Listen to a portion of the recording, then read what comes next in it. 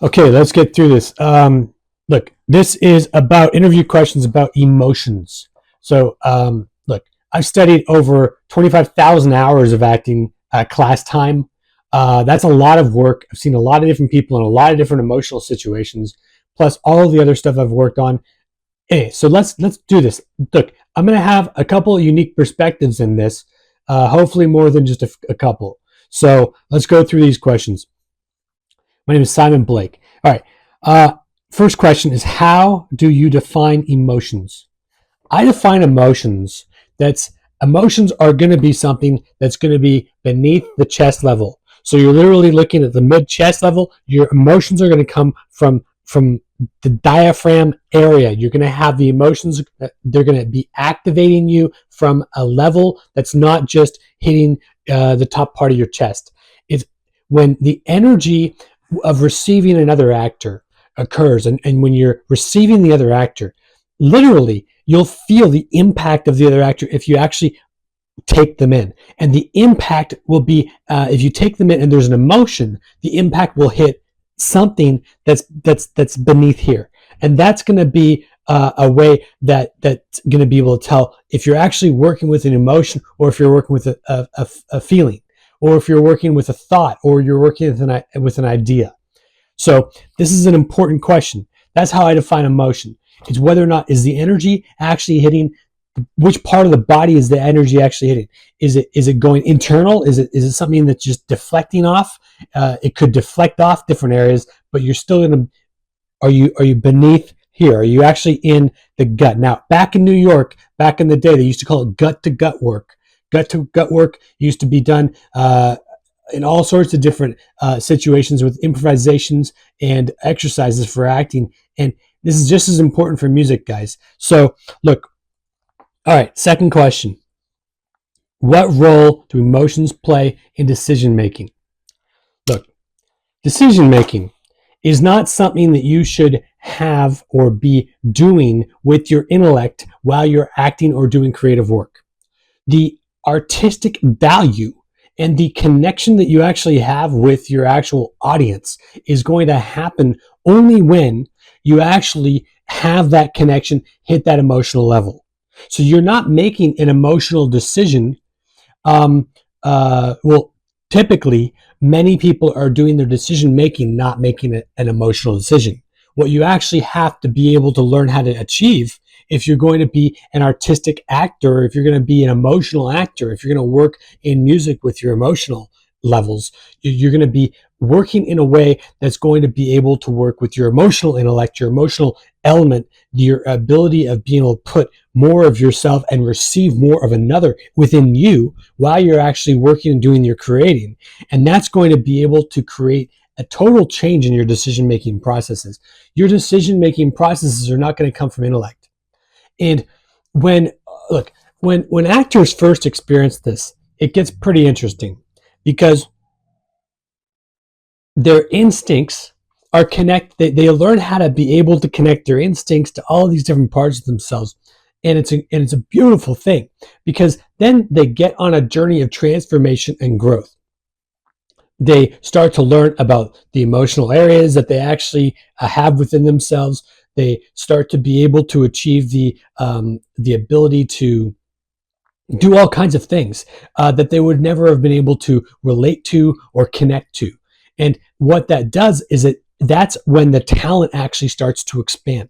So when you're making decision-making processes only with intellect, that's what the line reading actors will do. And this is part of the reason why I think that the acting, with all of the challenges of incorporating the AI faculties that are coming into the marketplace, you know, actors that are only going to be line readers are going to have a lot more difficulty, because what the audience is, everybody's really wanting is to be able to experience human growth. That doesn't come from a logical decision making. That's going to come from the neck up. That's going to come from an emotional connection. That's going to be emotional decision making. And when you can achieve that, then you know that your work's good, whether it's being noticed or recognized or not. You know that your work's solid and your work's good. And that's where you want to be, and you can definitely do that.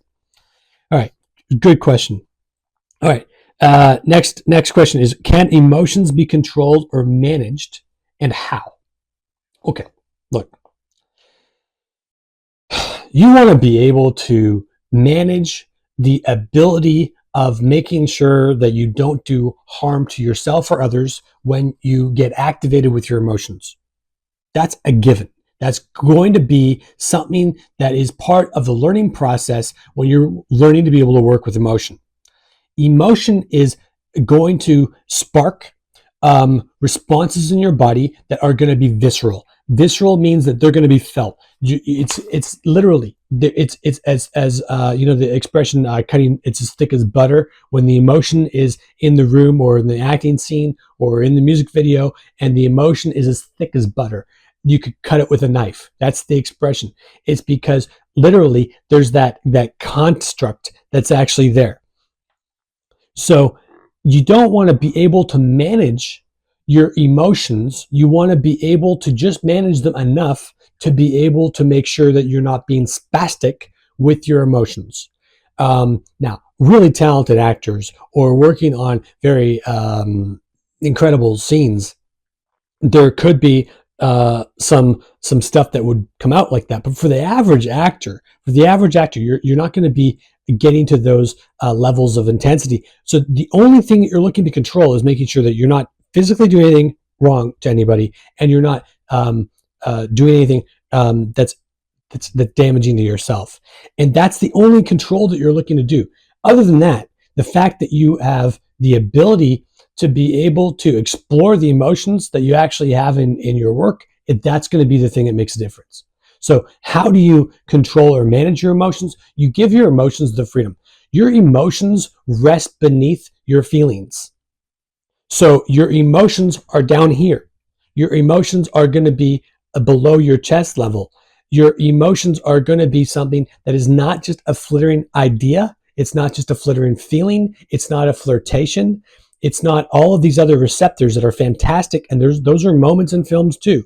But the thing is the emotions are going to be something that are going to be deeper. And when you understand that, you understand a lot more about yourself on how to be able to have actual control of emotions without having the need to be able to be in control of them in a way that's going to confine them.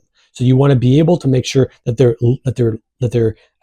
have a lividity to them, so that they're able to express themselves when they need to. And the emotions often will sometimes they'll swell up, sometimes they'll be more easily connected. It just depends on how much you've actually used that specific emotion. Okay, next question, how do emotions impact mental health?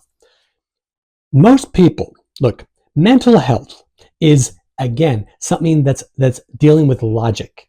You're not going to be in a situation where you're affecting your mental health by working out your emotional elements. You might have people question, well, is this an acting exercise or not an acting exercise? And then you get into the whole topic of method versus not method, and who's not. And the truth is that I've never seen anybody, and I've seen the top people look, every single person is going to have an acting baggage from in some level when they're doing and activating their emotions. That means that it's crossed over into all sorts of different things that people would possibly consider mental health. So you look at this and you understand that that's part of the human growth process of development. The development process is part of that, but mental health is a logical thing. It's not going to be coming from practicing activating an emotion. Activating an emotion is going to be deeper. Now, when you're deep in your emotion, and your emotion is so deep, when you're activated or you've been able to have a life experience, like say there's grief or there's despair or there's something that's been there a long time, getting that out into expression, people would say, well, that's mental health, and that's also true. But the thing is that then by the release of that is going to be able to gain the faculties of being able to function within those incredible abilities to be able to express yourself. Once you have that emotion that's deep, out into expression, it's going to get easier and easier and easier to work with. So mental health is not going to be even a factor on that, because it's going to be something that's part of, and that's part of the basics of that. But acting and music is not mental health. Acting and music is craft. We're developing our own emotional craft when we're doing acting. We shouldn't be afraid of any of these topics. We should be able to go into this stuff and just explore and see what we can discover, because we're going to be able to discover stuff about ourselves that we've never expected. Okay, 5. What is the difference between emotions and feelings? I've covered this a lot. Emotions are deeper than feelings. Feelings are fleeting. Often feelings will be there in a way that can they can get on camera, but the thing is that they're not going to be as long lasting as emotions. So it's a good question. 6, how can emotional intelligence be developed?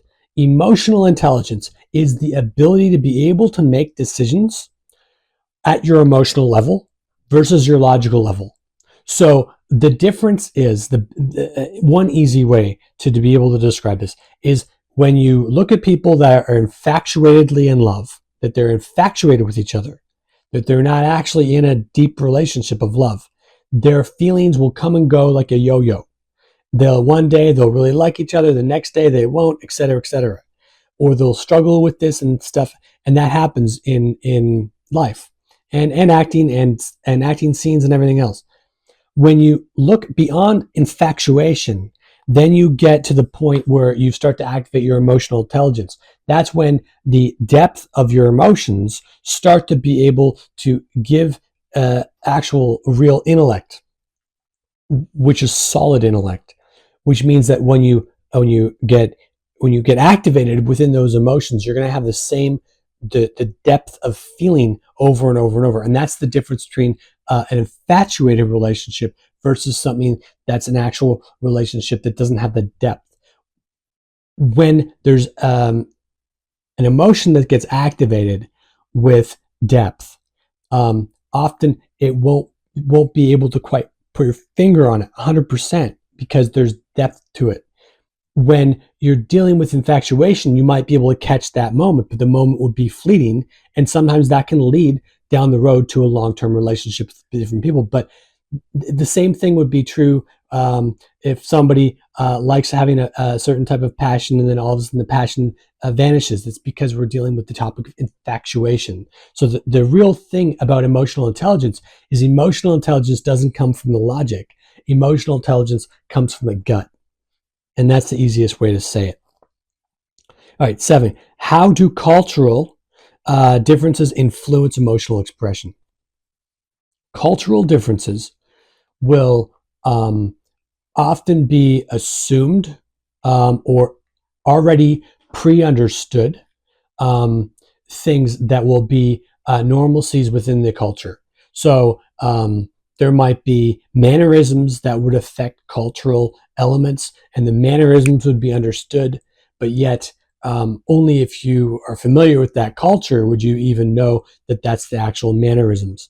That would be the answer to that. So the thing to do if you're dealing with a different culture, or this could be, when we say different cultures, we're not talking only across country lines or that. We're looking at cultural differences can happen block to block in cities or even small towns. There's cultural differences. These are the ways that people actually communicate with each other, and sometimes the cultural differences can be very dysfunctional. Sometimes they can be very functional. So it just depends on the situation. Okay, 8. What are the benefits of expressing emotions? Okay, I'm going to repeat this. It's an important question. What are the benefits of expressing emotions? When you express your emotion, you are expressing something. You don't get bottled up with emotion when you express your emotion. So I have emotional preparations, 3 books, over 800 emotions. 800 emotions that every actor, every singer, every dancer, every creative, every writer, every painter should study. Because these are the emotions that you need to be able to be versatile with to be able to be familiar with, so that when you're actually working creatively and you hit those emotions, that you're able to put those out into expression. If you're not able to put your emotions out to expression, then you're not going to have your art form. Your formation of your art is not going to actually work. And there you could, that's critical. It's critical. So you're looking to be able to figure out the benefits of expressing the emotions are going to directly relate to your ability to create. And that also means that when you're looking at acting or when you're looking at music, the ability to receive the other actor or musician when you're singing on stage or when you're acting is the ability to be able to recognize all those nuances of emotion within them and recognize the difference between when they have something like a flittering thought or when they have a flittering feeling or when they have something that the feeling that keeps repeating and all of a sudden the feeling will turn into an emotion, which happens. And your ability to be able to take that in and recognize that into yourself as you receive the other is going to be what is going to expand your talent. Now, when the audiences see that, they love it because it's part of the human connection.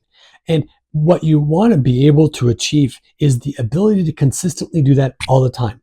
If you're not working with every bit of these 800 emotions, or at least a wider range of emotional life, some people have called it, or the ability to be able to garnish and recognize when you see the changes of emotion in the other person, you're not going to be able to get the benefits of expressing emotion. So the benefits of expressing emotion are making sure that you don't get them tied up in yourself. You don't get stuck in your emotion.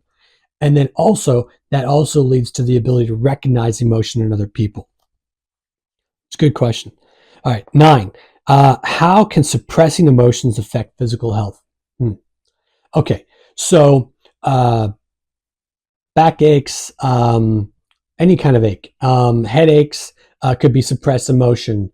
There could be triggers, posture, the way that people are movement, the actions of movement will be hindered with emotion. I guess I was going to say this. There's a time I met somebody, we kind of knew each other, kind of didn't. And they went and they were moving, and their whole instinct wanted to come back and talk to me about something, and they didn't do it. And I saw their entire body move in a way, and I was like, well, that's pretty obvious that, I don't know what's, and later, that, or, that's not, it's not about me, but it's about, that's how an emotion will affect the actions of a person. When you look at that in an acting scene, you'll see that there's moments of hesitations, or there's things. Now you want to be able to craft yourself so that you're able to get these things worked out and worked through, so that when they happen, that they're happening in clarity. And then when they do happen, you want to make sure that, is that part of the creative process that you're actually wanting to have, or is that part of the creative process that you don't want to have? And then you can go back and make those adjustments. So suppressed emotion is the cause of that hesitation. The ability to be able to garnish the truth of spontaneity, and the ability to be able to have cultivation of art, and in both art and life, is the ability to not have your emotions suppressed. So that is also the reason why I will do this thing where I contrast emotions one way or another way, to make sure that the emotion's not actually stuck in the actor or in the musician. So there's fluidity of being able to get in and out of that emotion, which is part of the reason why I say it's emotional activation, not emotional preparation. But it is emotional preparation, of course. But the last step of emotional preparation is emotional activation, which is the critical thing, because that's the moment where there's that the emotion gets to be active in the actor or the musician, to be able to actually start the process of the receiving journey that the art actually is. It is actually the ability to receive. If you have suppressed emotions, you're not going to be able to receive as well, which is it could still work, but it could be richer and deeper if you take away the ability or what you have if you have suppression. It happens. It happens with so many people. Suppressed emotions affect physicality in performances all the time. There's things that the actors wish that they could do after the scene had ended. That's part of the physicality of physical health, and that's part of the physicality of scene work and acting. And that is part of the reality of that is that that is part of a suppressed emotion.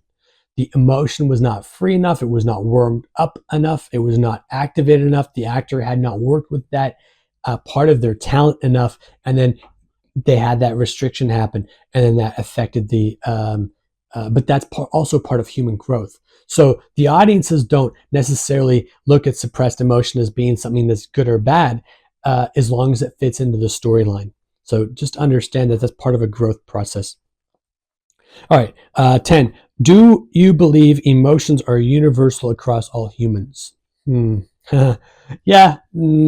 But look, if a human being, regardless of their culture, creed, religion, race, whatever it is, look, if they're in a situation where they've only practiced a range of 25 emotions in their lifetime, that is probably going to be the range of which they're going to be able to recognize and be able to be responsive. So when you're dealing with the universal aspects of emotions, you're looking. That's also part of the cultural element. So it's not a deficit necessarily. Although if you're working and want to be able to expand and increase your talent level, you're going to have to be able to challenge yourself to be able to express more than just 25 emotions. But it might be a great challenge initially to be able to just set a goal for yourself, and within it could even be a 6 month period, work within a 25, pick 25 emotions, go with it, and say, well, these are the 25 emotions that I'm going to really make sure I really work with. And that's the reason why I have the books and the different things to be able to help people to be able to do that. It's very, very, very important. This is going to be able to take your talent level up so many different levels. It's going to be just absolutely incredible. Okay, next one is, how do emotions influence relationships? Yes, this is my O51 cup. Project 51. Okay, how do emotions influence relationships? Emotions influence relationships because emotions are the stability, the, the stable blocks of truth within the authentic person. So when we're looking at the art and craft, the emotional, um, writers would call this the emotional spine, the emotional spine of the ability to get this done is the ability to look at this and say, this is the emotional spine. So look, when I work to be able to work in to be able to bring in improvisational components of dramatic emotion as well as comedic satire and all that. Look, it's the ability to be able to activate the spine of the emotion. You're looking to be able to activate the depth of the emotion. This will influence the relationship that you do within the scene or the music video. When you're able to activate the emotion, then you're able to receive and create a dynamic between yourself and another individual. Now we're dealing with relationships. So there's copious stuff that I work on. I just work. Because this is important. Relationships are going to be, look, it is not a bad thing for an actor or a musician to have an imaginary relationship that they work out how to be able to activate that relationship on, because that would be part of a rehearsal process for them to be able to then take that over into a scene or a music video. So explore this stuff and realize that emotions influence the relationships because of the spine and the core of what the foundation of the relationship actually is. I don't think a lot of people will give you that answer. Okay, 12. Can emotions hinder productivity? And provide examples. Okay, fine. I'll provide examples. All right. Um, emotions can hinder productivity. That's true. When the emotions um, go so deeply internal that they don't have the spontaneousness of their own expression, then they reduce the productivity. This is very rare. Now, usually, um, in every case that I've ever seen in 25,000 acting exercises, all the stuff in and out of all the stuff with whatever, all the stuff with the industry and everything. Look, the thing is when you're able to, how do I just explain this? The productivity um, is hindered because the logic of the actor or the logic of the musician is like, or like for instance, if the singer is singing only and thinking about the lines or memorizing the lines of the song, or the actor is memorizing the lines and focused on their intellect, then they're going to hinder their productivity. And then that's usually when they have something happen with them with their fear gets activated because they haven't been able to or have enough experience working with that emotional expression. So that's the reason why we do improvisations. That's the reason why we do improvisations into dialogues, all kinds of different emotional exercises. That's why we do emotional preparation, emotional activations.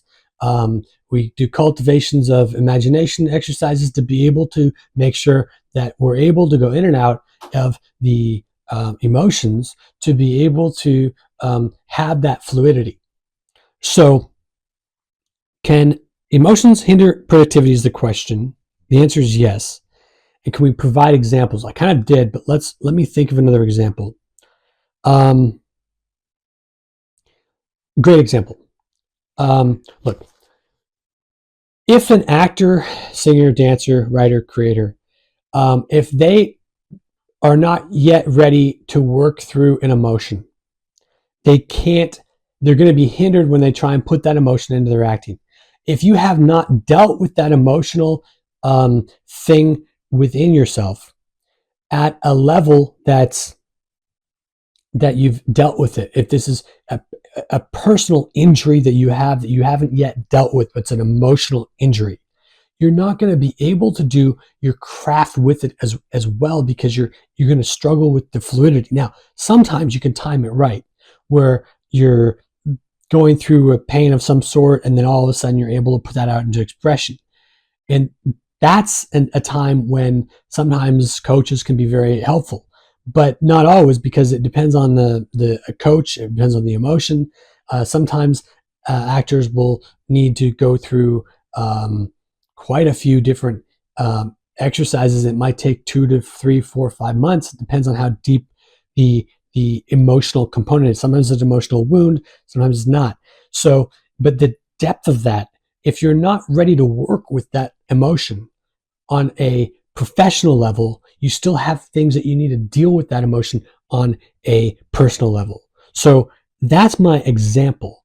When the time comes to be able to be willing to release the emotion, that's when you can start to be able to do the creative process to put it into a song, put it into a poem, put it into a monologue, do an impromptu scene exercise, all that.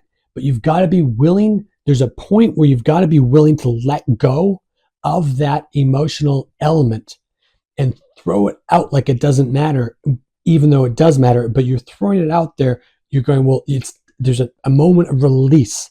And then that element is going to really be able to cultivate into a creative journey because at that point, your body is now ready to be able to, and your abilities of your talent is now able to receive another person and mix whatever you're receiving in with that to be able to have a creative journey.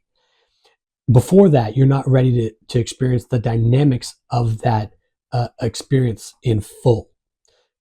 I said a lot of things there. That's a very big topic. It's a very good question. Okay. 13. How important are emotions in leadership? Well, when we have an industry with very little leadership, if at all any, and we're working in a way that emotions are not even a facet of discussion in mainstream, and everybody thinks of emotions and they think only of mental health, then we have a major challenge in the creative industry when it comes to leadership. So, how important are emotions to leadership? Emotions are the foundational spine of what you're able to get within yourself to be able to actually cultivate creation. Without that emotional spine, you're not going to have anything but spontaneity that doesn't have any structure. It would be the you find the structure of the emotion in order to be able to birth creative works. Without that, you don't have any consistency. There's no emotional continuity, and you have no leadership. Because leadership, in essence, is the ability to have continuity with your message and with the ability to be able to lead others to be able to develop and find personal growth. That's a lot I just said. Okay, I could get really upset about that question in a good way. But anyway, it's good. So, 14, how do emotions drive creativity? I just explained it. Emotions are the ability to tap in to your authentic self. If you do not tap into your emotions, you don't tap into your authentic self, you don't get to the point where you're able to have your full, unadulterated expression. Look, your ability to be able to be in real time receiving of another person is a definition of improvisation. The ability to be able to be in receiving of the other person is actually the definition of improvisation, both on a comedic and a dramatic level. So that's how important that is. That is how emotions drive creativity. 15. How do you handle emotional negative? Sorry. How do you handle um, and navigate negative emotions like anger and sadness? I'm thinking about that as I'm reading it. Okay. Negative emotions are just as intense and just as visceral to your body as positive emotions. When you know that, it changes everything for you because you're then able to empower yourself both with positive and negative emotions. The ability for you to be able to realize that a positive experience can be just as intense and hard on your body to experience as a negative emotion is an epiphany that I hope every single one of you realize, because then you'll approach the ability of receiving in a completely new and different way. There's no look, your body is vibrational. When you vibrate positive emotions, they're positive emotions. When you vibrate negative emotions, you vibrate negative emotions. The only thing, regardless if it's anger, sadness, happy, or relatedness, you have to always watch for and make sure that you're not harming anybody else and that you're not harming yourself. That's it. Everything else is wide open. So that's just as true for sadness as it is elatedness. It's just as true when you're working on the imagination exercise where you just won the lottery and you know that you haven't won the lottery, but you know that you're acting and you know that you're committed yourself to putting your imagination into the reality that you just won the lottery. The elated feeling is just going to be it's you still have to make sure you don't harm others and you don't harm yourself. That's it. Other than that, it's all creativity. So taking that into account, that should loosen up those freedoms of being able to get those other gears working for yourself. It's an important point. All right, 15. Oh, I just did. 16. How can technology impact our emotions? Okay. Technology is not something to be afraid of. It is something that will help us develop if we use it correctly. Um, Technology will help to keep us secure in many different ways, to be able to um, have a platform to be able to do creativity. And that is all a very, very positive thing. If we are afraid of technology, it cannot work for us the same way that if we are afraid of a feeling, if we're afraid of ourselves, we're not going to be able to have um, as rich of experiences or as great of experiences, and life will be much harder if we have those obstacles. So the technology is an impact that, if we select to choose it, can be a very positive impact for us. If we choose to be negative about technology and negative about life and negative about everything else, every single thing else, then we're going to feel the impact of negativity. But I don't suggest it. I would suggest using technology in a way that's going to be able to enhance our talent and our ability and our understanding, and be able to expand ourselves as the talent of the human expansion, which we're all capable of. Utilize the ability to be able to expand your emotional range and focus on the ability. Look, the book is a book is a piece of technology. The website is a piece of technology. There's hundreds of different emotions. Spend time on that and actually go through, and can you identify this? Can you identify with this within yourself? Can you identify that within yourself? This is how to be able to utilize technology where you have that freedom of being able to stay within a creative function. Very, very, very important. Good question. All right. Uh, how do emotions influence consumer behavior? Okay. I'm going to repeat this. It's very important. How do emotions influence consumer behavior? Consumers, let me tell you something. Emotions sell. There isn't, there's no other way to put it. Emotions are what sells. Look, I've been in and out of the industry for over 30 years or whatever it is, 35 years, whatever it is. Look, if you're not working on your emotions, everybody says, oh, well, they just want to work on memorizing the lines. You just want to do this and this, and that's great. I'm happy for anybody working on whatever technique they want to do. The ability for you to be consumed as a human being means that you have to be able, by other human beings, is that you have to be able to activate your emotions, because your emotions are what the audiences are going to consume. This is going to be the difference, and is already still a factor already in the very early stages of AI. That is going to be the difference between what becomes a believable actor and not. I don't look at AI as a competition for myself. I look at AI and say, okay, how can I work with this in a way that's going to be able to captivate and escalate the ability in a great way, where I'm going to be able to expand my talent. The ability for you to be able to get the emotion activated within yourself and expand your emotional range has every single thing to do with the consumability to an audience. And that is the massive primary goal of what the ability. This is the reason why back in the day, this is the reason why things like United Artists actually worked, because there was the ability that people could come and go of all shapes, sizes, colors, and they were able to work on that. And they knew that they would perfect the ability to become what was known as a triple threat, which was singing, dancing, and acting, and the ability to be able to do variances, which cultivated art and craft and acting. So, look, this is an incredible question, but the thing is it's a consumer behavior is the ability to consume emotion. There's no other way around it.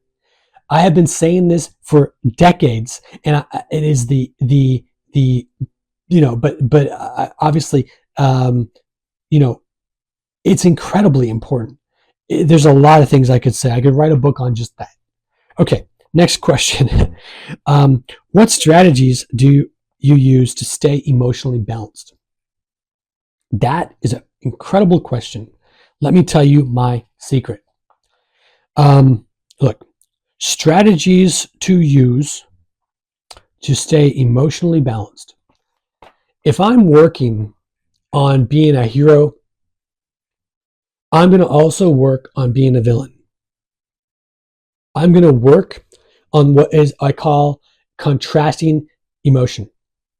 If I'm working on the elatedness of winning the lottery, oh my gosh, or whatever exciting thing that I could think of that would be able to excite me with no judgment, just whatever it is, that's what it is. And then I'm going to work on the contrast of that, because that is what we need to be able to have emotional balance. It's not intensity that we're looking for. We're looking to be able to create contrast. Contrast is everything. The more emotional contrast that you can be able to cultivate into your craft of acting, music, dance, I don't care what you're creating, the more successful you're going to be, and eventually you're going to be able to be noticed or not.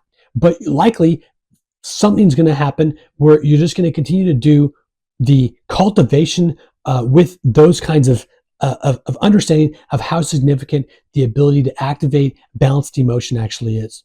So you look, there's no evilness of the Joker without the goodness of Batman actually understanding what evil is. So there has to be a balance. You have to, as an actor, if I work on a part with one thing, I would also do the contrasting opinion, so that my whole emotional table on that entire topic rises up over and over and over and over with those contrasts. Now, I don't see anybody out there anywhere that's ever told anybody that they need to be able to go, if they're going to do a thing about a hero, that they're going to try and work on the emotions of a villain to be able to expand their emotional craft of being a hero. But that's exactly what I'm saying. So, look, and that's because of my own personal hard work and ethic of being able, and my own personal experimentation on how to be able to deepen myself to be able to do acting at a level that's going to be uncomparable, and that's going to be consumable, and that's going to be able to cultivate and nurture the human aspects. And that's a lot that I just said. I wouldn't want to repeat it. I don't know if I'd ever remember it. Okay, last question. Can emotions be misleading, and how? Emotions can be misleading, maybe, but your emotion is not the thing that's usually misleading. Logic is the thing that's usually misleading. You judging yourself is an action of logic, not emotion. When we're dealing with authenticity and when we are working beneath the rib cage of emotion, there's nothing that's confused about that. When we can tap into what our actual instincts are and tap into the emotional aspects of it, we're not in a situation that's causing any hindrances to us. There's no confusion there. The confusion doesn't come from the emotional level. The confusion comes from circumstances of misunderstood logic. And that's why when an emotion, now what people will get confused is that they will confuse feeling with emotion. When you confuse feeling with emotion, then you will be misled, because you are not understanding yourself enough to be able to understand that that's your real feeling, and this is your feeling, and deep underneath is your emotion. So when you believe your feelings are your emotions, then you're going to mislead yourself, because you're not understanding that you have a deeper depth of talent within yourself. I could name names, and I'm not going to, and I don't do any of that stuff, because I know that this is rampant across every single thing, and it has been for decades and decades in the industry, and it's just what it is. So don't be worried if that's the situation for yourself. Change it. Understand that there's nothing that's misleading except for the flittering of a feeling. And it might be that you enjoy whatever the feeling is, and that's fine with whatever it is. But the thing is you've got to understand that the emotion by itself is not going to be misleading. And that's why we have a thing called the emotional spine within the acting or actor dynamics or character dynamics of a film script, because we know that the spine, the emotional spine, is the emotional spine of the actual, what is the driving force, and that is not the thing that has any misleading components. Everything else is above there, and that some of those other things can be confusing. So, all right, 21. Do emotions have a greater impact on long-term goals than feelings? Yes, yes, they do. Emotions have a longer impact than just feelings. This is incredibly important because when we are working as actors, we must understand that we do not even possess or have or activate, I like to say emotional activation, or with our emotional preparations, whatever emotional technique you use to activate emotion. You do not have your character or whatever language you want to use unless you have your emotion. And the emotional spine is what carries through and creates the long-term goals of your picture, of your film, of your music video.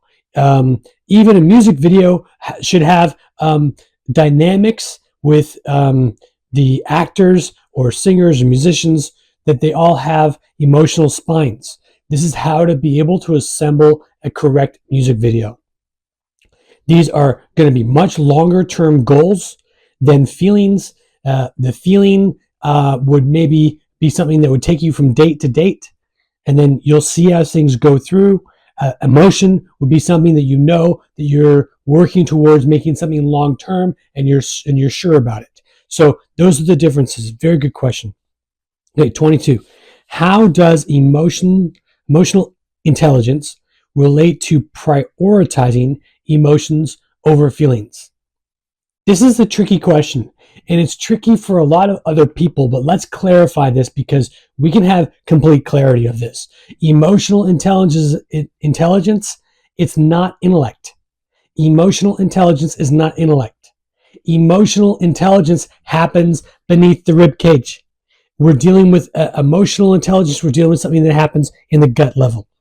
Once we have the ability to activate our emotions make connected instinctual decisions, which is incredible. This takes us to a whole new level. So it relates to how we prioritize our emotions, because our emotions will prioritize themselves just by the action of receiving. Look, I'll give you an example. When we're working with emotions, we're working in a way that, let's say an actor goes and works on anger and regret. And they work on their anger, and they work on how to activate their anger for their acting scene. And they know the whole context of the acting scene, why it's important to have anger in the acting scene. And it tells the overall storyline of how to be able to figure out the redemption quality of the project or the film. And there's a storyline of redemption in the film. Great. Now what happens? Well, the thing is that the emotion is activated because you've activated the anger, and then you also have regret, and you've activated regret, and you know that those two are interplaying within the scene. But then when you're working within the acting scene, all of a sudden, even though you've worked harder or longer on anger, the regret comes out more. See, that's our emotional intellect making our own instinctive decisions for us in real time of the real filming time, where that element is then regret comes out more through the interaction than the anger does, but yet it's still a rich, dynamic scene. That's our emotional intelligence as actors. We have to be able to learn to trust that. Now, of course, sometimes you'll have people that are very meaningful people on film sets, and they will literally be telling us that they want to see more anger, then regret, et cetera, et cetera, et cetera. And then those are the same people that sometimes will come back after just not only reviewing the first day's take or that scene initially, they'll come back the next day or two and say, you know what, I looked at that scene again, and that scene has all of the anger that we wanted in it, and it also has the richness of regret. This is because the actors worked on their emotional intelligence. Our emotional intelligence has allowed us to be able to have full expression. Our emotional intelligence is this thing that allows us to be able to literally allow our emotional intellect, our emotional brain, to be able to determine in real time. In real time means that usually we're receiving another person when there's a real time event happening. And that's the trust, that's the actor's faith, that's the tight wire that all actors should be able to walk upon and not worry about how high the tight wire actually is, because they are resting on the assurance of their emotional intellect. They are resting on the ability to allow their emotional intellect to sort through that. Now, sometimes there'll be times where you'll have to go and adjust your emotional preparation, your emotional activation, to be able to be more rich in one area than another. But other times, but you still have to throw it over to the actor's faith that the emotional intellect is going to carry through. So the prioritizing of emotions over feelings specifically would be should be a dynamic thing that the actor has already built within themselves. That once a feeling, often, even though sometimes it's fleeting and flirting and it can be very attractive on camera, but at the same time, the emotion, if it keeps getting activated, the emotion doesn't stay. The feeling. Let me clarify this. The feeling doesn't stay a feeling. It can turn into an emotion once the feeling stays activated. So that's incredible talent.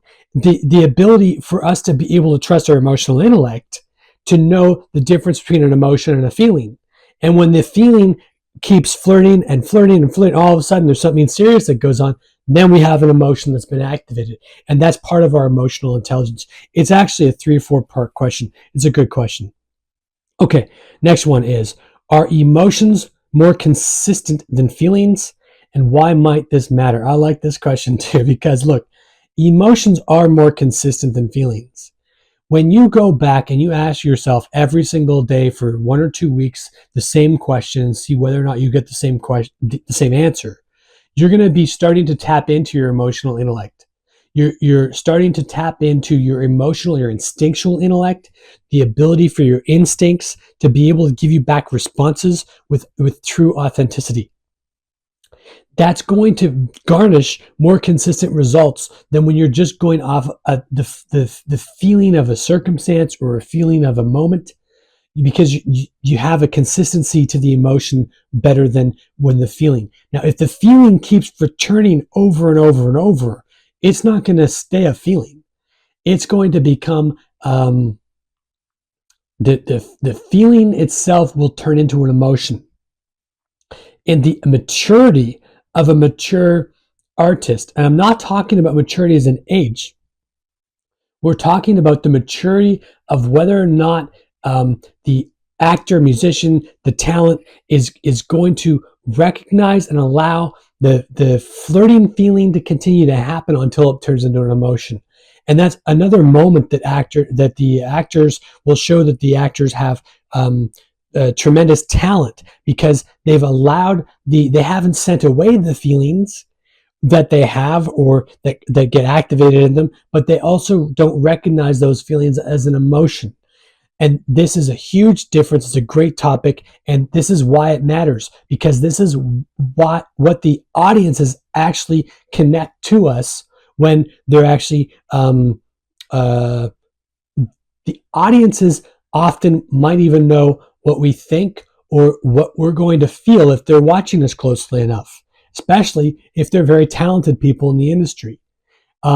And that's something that initially can freak out. That kind of ties into sometimes a little bit of stage fright for the actor when they're working or around people that are very talented in the industry, or that have been in the industry very long. But later on, If you're working with a really experienced director will be able to see that. And then eventually you learn as an actor to be able to trust your actor's faith and to trust the instinct of the director as well as your own instinct.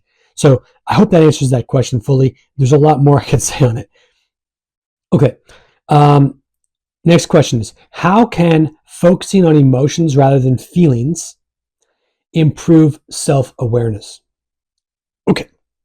This is important because you don't have self-awareness in actuality. You don't have authenticity in actuality unless you're actually in working with your emotions. You might have an inclination of a feeling, and that feeling might repeat a couple times, but then until you have an emotion, you're not going to really have self-awareness. And this is a tough pill to swallow, but also as soon as it started to be realized that this is just facts, then you're going to be able to develop and grow yourself in a way that's you're going to be able to start at that point to be able to expand your emotional range.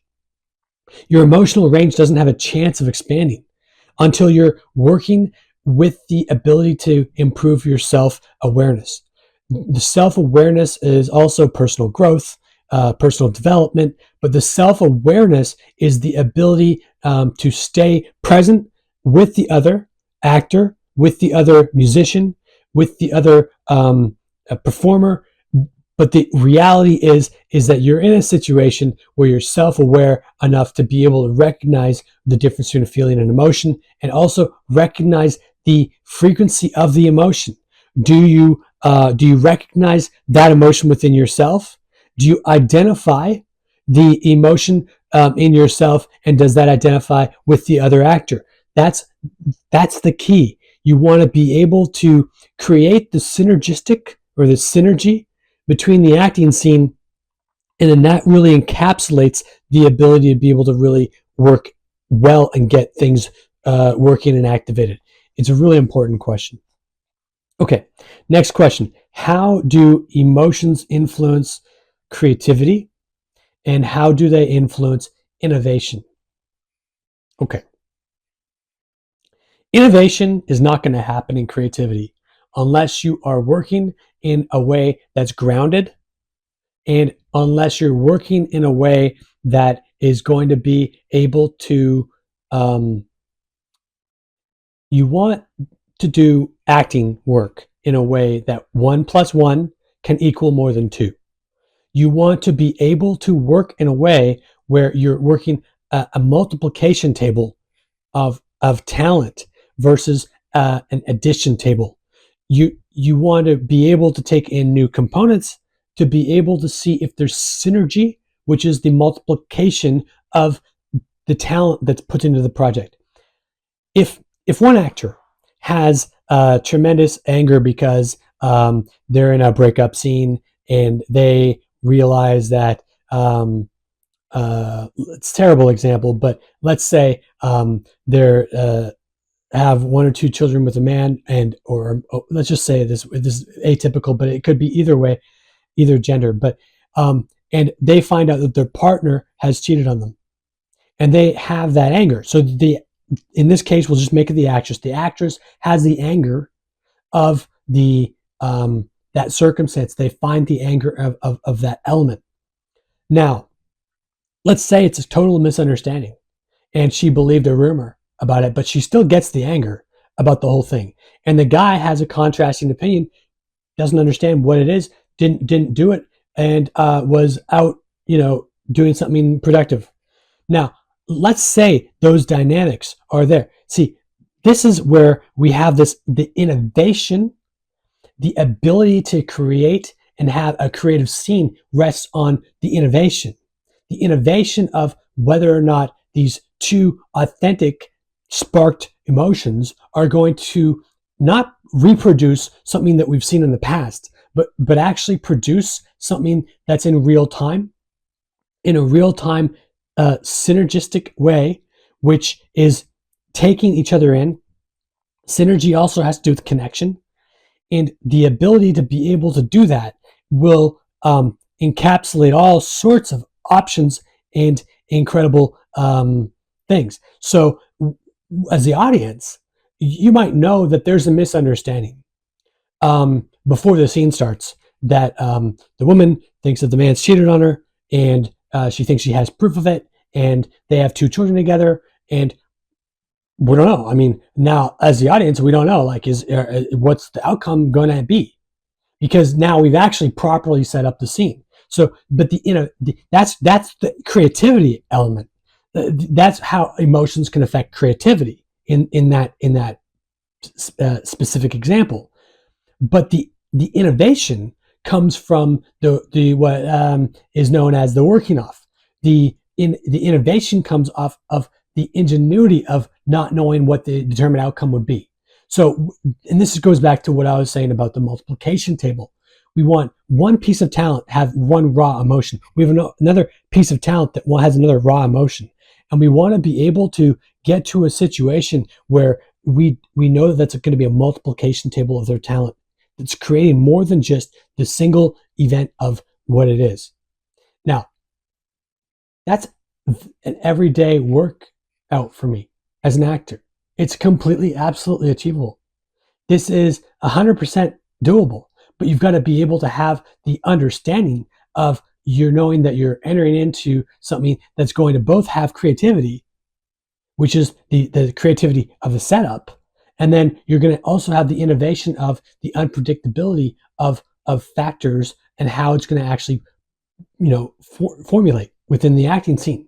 Now, this is just as true for improvisations with loose dialogue as it is with scripted dialogue. So the emotional elements would still mix with each other to be able to achieve both things. But it's a good question, because emotions influence both creativity on how a self-activation process happens within the actor. And then the other reality is the innovation is the living out process of the actor and the two actors' dynamics. So how and this the innovation actually rests on the ability for each actor individually to be able to receive one another, even though that they're actually genuinely and authentically upset. So then we have an authentic, real, live, raw encounter of a real quagmire of where the audience can go, they might really like both people in the scene, but they don't know what the determined outcome is going to be. And that's because of the innovation of the acting. And obviously the creativity helped to set up the innovation. Okay, and that's how emotions influence creativity and innovation. Okay, next question. In which scenarios are emotions more beneficial than feelings? Okay. Let's say you have a scene where you're hitting the bottle because someone has just passed away. That's the scene.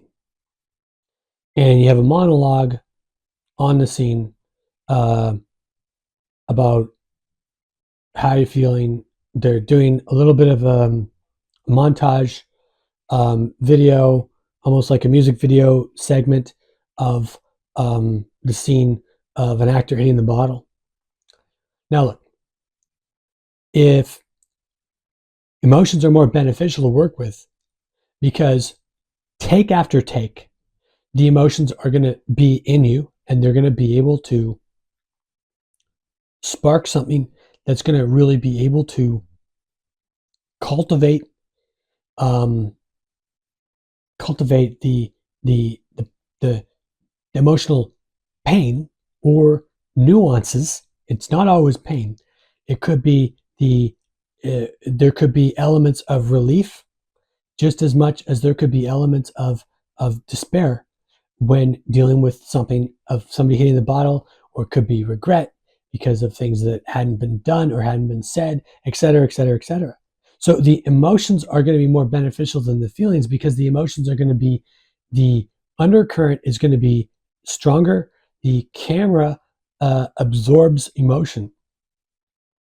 Um, the feelings are more like a martial arts films where they're going to be very quick. They're going to come and go quick.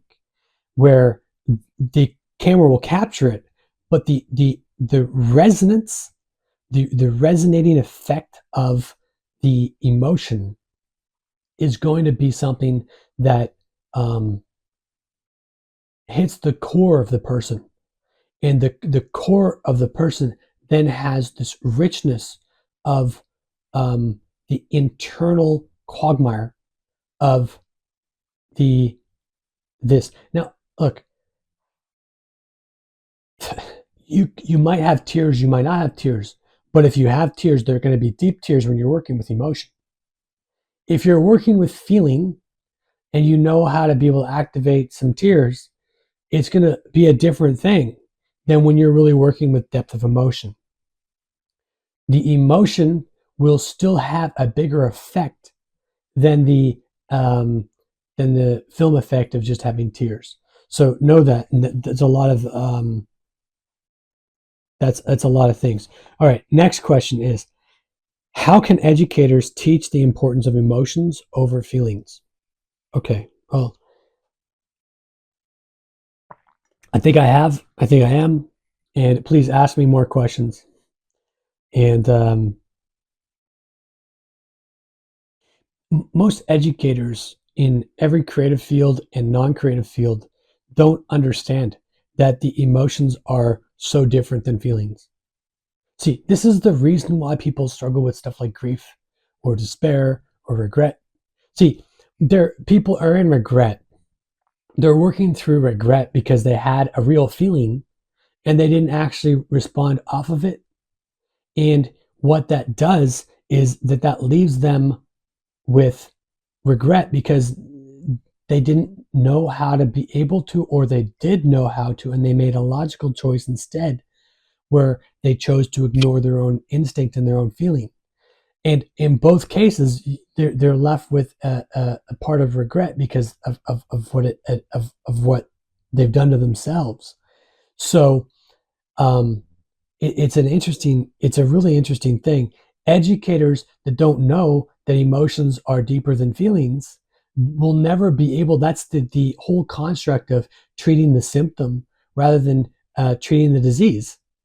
The disease is connection to the emotion, which is, diseases connect to um, um, the stuck emotion that causes different ailments or different, effects within the body because the emotion gets stuck within the actual body fiber, and it can't really work out of itself without a lot of work to be able to get those kinds of expressions. Now, just so you know how much I actually know what I'm talking about, I've seen 25,000 hours of acting classes plus all kinds of other things that, you know um, it's sad when the only way that certain people can work after emotions, they can't get their expression out, is by going and hitting the bottle or whatever they do.